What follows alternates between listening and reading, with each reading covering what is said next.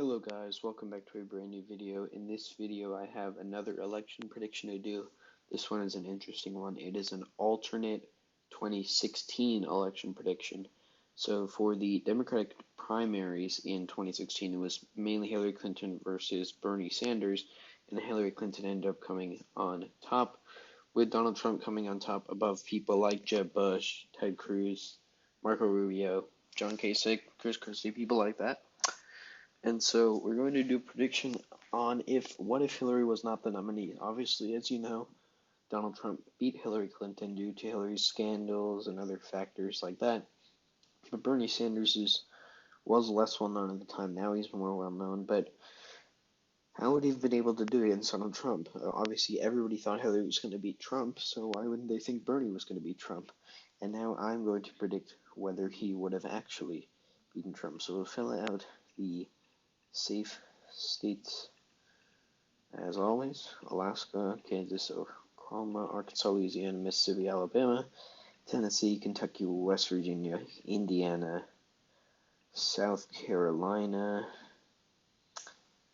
and that is it. And Missouri. That's 125 safe electoral votes for Donald Trump.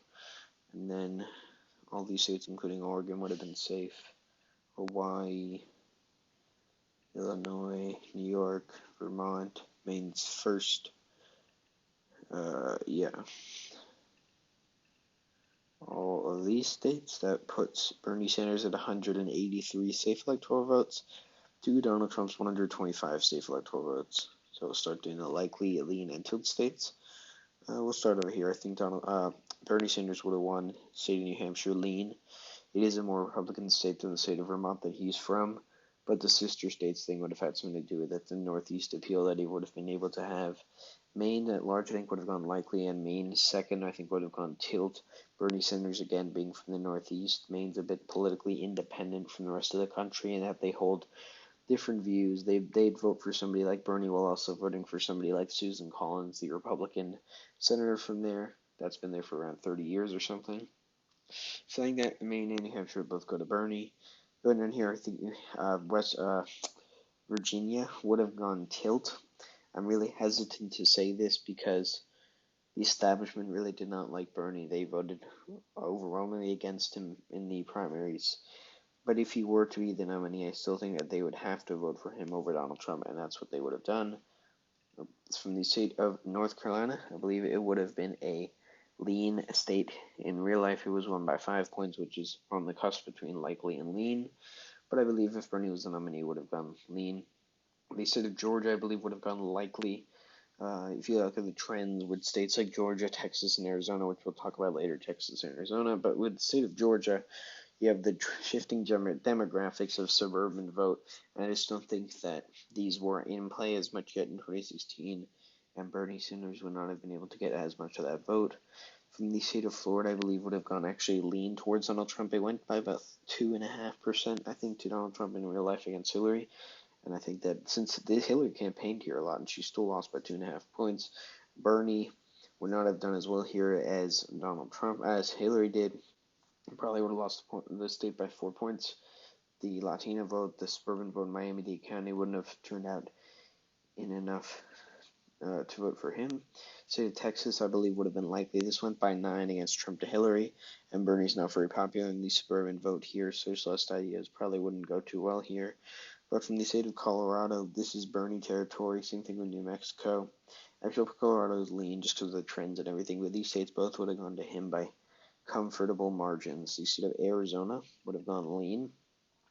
This has never really been a safe Republican state, but it's been trending more blue in recent years. But this is the state John McCain and Jeff Flake both won by pretty comfortable margins from, and Donald Trump won by 4 against Hillary Clinton. And so the state of Arizona would go by lean margin. The state of Nevada, I believe, would go by a tilt margin. This was actually considered one of the pure toss-ups with Hillary against Donald Trump. It was the only pure toss-up that they listed that Donald Trump did not win. But Bernie Sanders, I believe, would just eke out a victory here. Nebraska's second would go lean. Iowa would go lean. And the state of Ohio would also go lean. These states went by almost 10 against Hillary Clinton. Hillary Clinton, being corporate and establishment, did not fly well with people in Iowa and Ohio. Obviously, Obama won both of these states both times, then they voted against Hillary en masse. And so because of that, I believe that with Bernie having a bit more appeal here, maybe amongst union workers and people like that, he would be able to get it closer, maybe around 5 to 6 points. Actually, I don't know, 5 points around, I think. Bernie would not be able to win those states. From the state of Minnesota, I believe he'd win it by a lean margin. This is a state that actually went, I think it did go by a lean margin just above 1% to Hillary Clinton, and it probably would have been a similar margin to Bernie. You have to look at this. Bernie is not as unpopular as Hillary Clinton was. He's not as corporate. He's not as establishment, and that could have turned out well for him in some ways. Maybe not in the big places like California and New York, but in other places like the Midwest, he may have been able to do better, which we're about to see. Because I predicted Wisconsin would have gone tilt, Michigan would have gone lean, and Pennsylvania would have gone tilt. I'm hesitant to say this because you see on YouTube there's so many Bernie supporters, and that's because it's all young people. Bernie's support base is mostly young people, but to win, you need to be able to attract older people. And the thing about the 2016 election, the real 2016 election between Hillary and Donald Trump, was it was kind of a fight over the lesser of two evils, who was more unpopular. They were both pretty unpopular, more unpopular than most presidential candidates had ever been before, but in this case, you had have Donald Trump, who would have been very unpopular, and Bernie Sanders, who would not have been very unpopular. I think that could have helped him. He didn't have the same scandals, he didn't have the same history with foreign policy and things like that under his record. I think because of that, Bernie Sanders would probably be able to eke out a victory in the Rust Belt. Obviously, Donald Trump would be able to get it closer because his policies are you could argue, directly target these communities in states like these. But at the end of the day, I believe that Bernie would have won these states. I believe it would be a different story in 2020. I believe that a lot of people who would have voted for Bernie in 2016 would not vote for him in 2020 just because of the economy and other factors like that. The country is becoming more divided. They may not want to vote for someone left wing like Bernie. But yeah, this is how I predict the map will turn out. 279 electoral votes for Bernie Sanders to Donald Trump's 259 electoral votes.